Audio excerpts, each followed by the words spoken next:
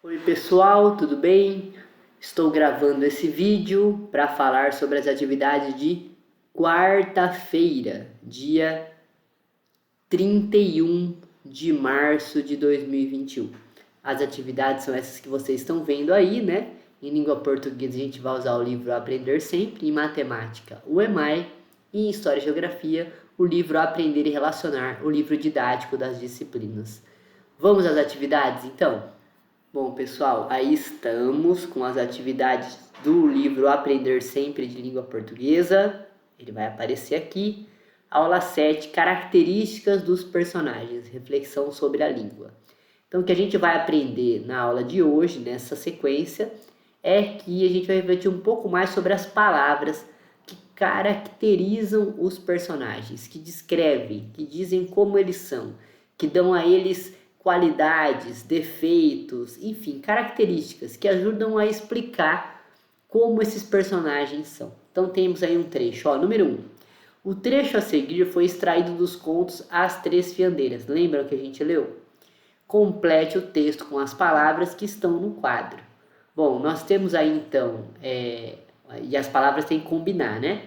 A gente tem aí então o texto, tem lacunas, são esses espaços que vocês estão vendo aí, e vocês vão ter que completar esse trecho, esses trechos aí que estão lacunados, com essas palavras aqui. Só que a palavra tem que combinar tanto com o personagem, com a característica dele, né? Então, assim, você não pode jogar elas em qualquer lugar. Tem que fazer sentido com o personagem, com a história que a gente leu. Então, nós temos aí, algumas qualidades, características. Vamos a elas, Trabalhadora, né? Quem trabalha muito, tal. Melhor, quer dizer, que é algo que realmente não tem nada superior, né? Solteiro é uma outra característica também. Bonita, rico, pasmado, né? Que é quando leva um susto. Prendado, que é uma pessoa que cuida, sabe fazer muito bem trabalhos manuais, cuida muito bem das coisas, sabe cozinhar, cuidar da casa. É o que a gente costuma dizer. Então, o que vai ser o trabalho de vocês? Vocês vão pegar as palavras que estão nesse quadro.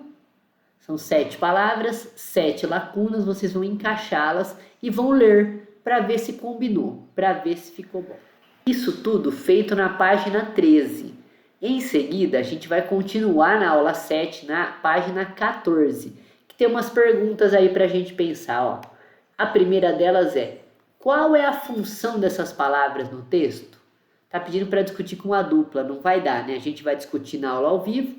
E quem for fazer sozinho pode discutir com alguém em casa aí, né? Quem não puder participar da aula ao vivo. Então vocês vão colocar qual a função, para que servem essas palavras que dão características aos personagens, né?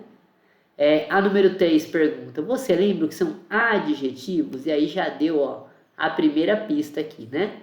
Porque adjetivos, tem uma explicação aqui sobre adjetivos, eu vou ler para vocês. As palavras que expressam características ou atributos a outras são chamados adjetivos. Algumas vezes, para essa função, os autores lançam mão de mais de uma palavra, ou seja, de expressões chamadas locuções adjetivas, né? Então tem alguns exemplos aí. Cabelos cor de ouro, né? A locução cor de ouro significa dourado. E vamos para número 4. Que adjetivos você atribuiria à protagonista do conto, a fiandeira preguiçosa? Bom, então vocês vão colocar 2 adjetivos aí, né? Sobre a fiandeira. A número 5 pede o seguinte, agora circule os adjetivos que aparecem no seguinte trecho do conto As Três Fiandeiras. Então tá lá. Fiamos anos e anos e ficamos assim, corcovadas pela posição, olhos esbugalhados de acompanhar o riso, queixos feios pela tarefa com os tomentos. Então, quais são os adjetivos que estão nesse trecho aí, certo? Vocês vão destacar e a gente vai discutir na aula ao vivo. Quem não estiver na aula ao vivo vai ver na correção. Agora nós vamos para matemática. Em matemática, nós estamos na página 23 do livro EMAI, ele também vai aparecer aqui embaixo. Atividade 19.2, continuando, né? A professora Adriana mostrou a seus alunos 3 tipos de polígonos: um triângulo pintado de vermelho, um trapézio de amarelo e um hexágono de azul. Então vocês estão vendo as figuras aí. No número 1 pede assim, Ela deu a cada grupo uma folha com uma malha triangular desenhada e pediu que, usando essas figuras poligonais, montassem um mosaico colorido. Veja o mosaico feito pelo grupo de Paulo. Eles montaram este mosaico aí. Algumas perguntas sobre esse desenho que vocês vão responder aqui, ó. Ah, quantos triângulos de malha eles usaram para compor os trapézios? Quantos triângulos eles usaram para compor os hexágonos na letra B? E letra C. Use a malha triangular do anexo 2 e componha um mosaico bem bonito com essas figuras. Bom, então vocês vão lá nos anexos. Eu vou colocar para lá também. Bom, essa aqui, ó, vai ser a última página antes dos anexos. Essa atividade aqui, ó, tem essas continhas e tal. Aí se a gente descer mais uma, olha lá, chegamos na página dos anexos, que é essa laranja que vai ter esse eclipse. E aí a gente vai descer, que é da 19.2. Observem, tem que estar escrito lá, anexo 2, 19.2. Vai estar depois das atividades de matemática, certo? Agora a gente vai para 19.3. Na 19.3, pessoal, olha que legal. Regina trouxe 3 mosaicos feitos em malha quadriculada.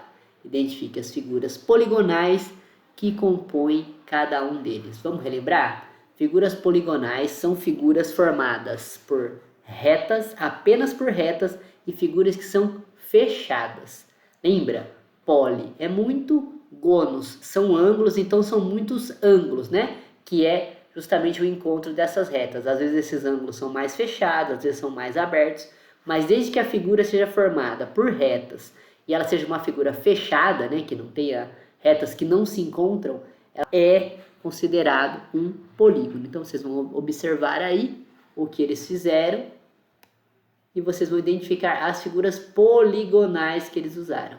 E aí a letra A pede o seguinte, ó, escolha um deles e reproduzam na malha quadriculada do anexo 3. Então a gente viu o anexo 2, agora a gente vai dar uma olhada lá no anexo 3.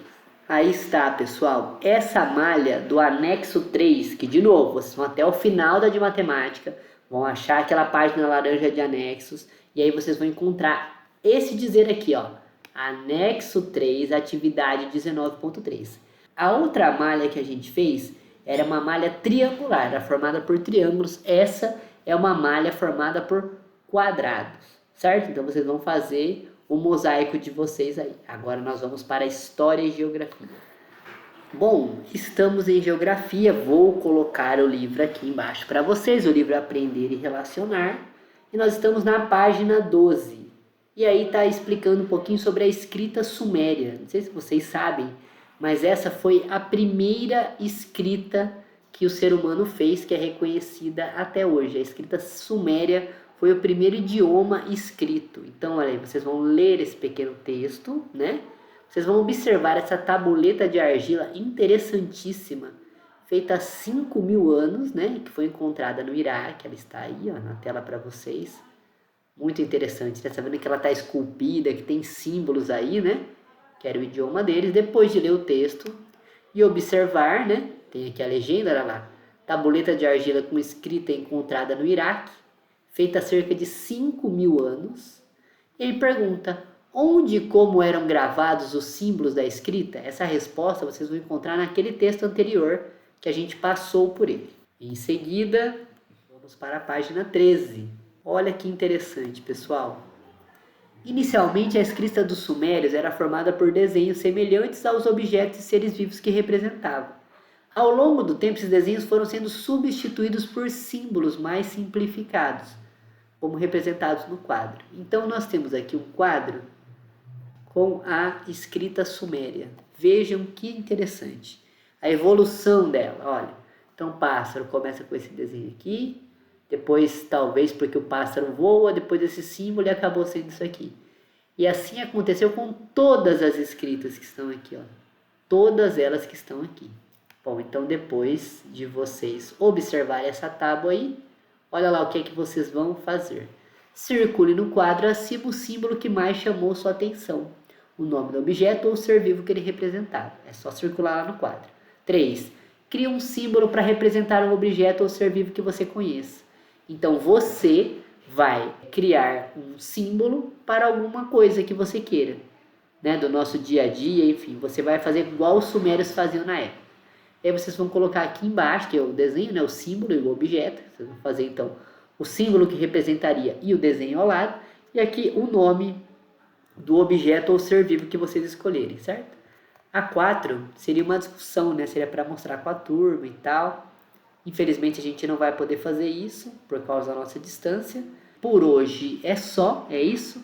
Espero que vocês estudem. Eu estarei nessa quarta-feira disponível para vocês na parte da tarde, da 1h até as 17 horas estarei de plantão. Se alguém precisar de ajuda, pode me chamar. E a nossa aula hoje às 15 horas, das 15 aí até por volta das 17. Então, muito obrigado, um abraço, tchau.